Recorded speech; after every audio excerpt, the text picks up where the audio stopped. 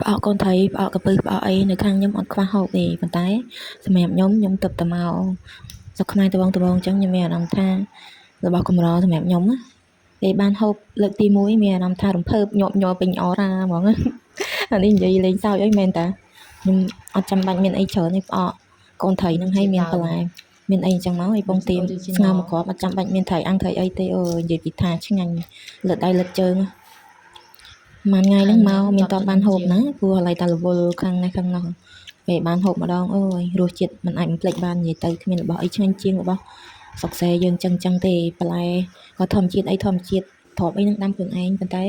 ឡូវអត់ទាន់មានផ្លែច្រើនទេមានតែប្រហែលផ្លែទៅបេះយកមក2ផ្លែបន្តិចទៀតបានសម្បូរព្រោះដើមទ្របអីហ្នឹងកំពុងតែផ្កាក្តាប់អីចឹង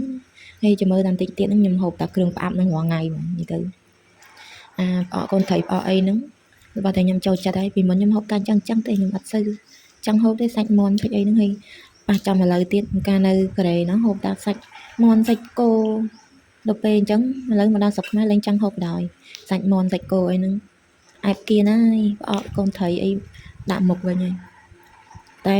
របស់ដែលខ្ញុំចូលចិត្តមួយមុខទៀតគឺត្រីអាំងញ៉ាំជាមួយនឹងទឹកត្រីហើយមានបន្លែគ្រប់មុខស្ងោរគ្រប់មុខហើយនឹងទឹកគ្រឿងអីហ្នឹងគឺជារបស់ដែលខ្ញុំចូលចិត្តហើយចាំមើលតែបន្តិចទៀតណាខ្ញុំនៅយូរទៅខ្ញុំមានពេលខ្ញុំធ្វើញ៉ាំហ្មង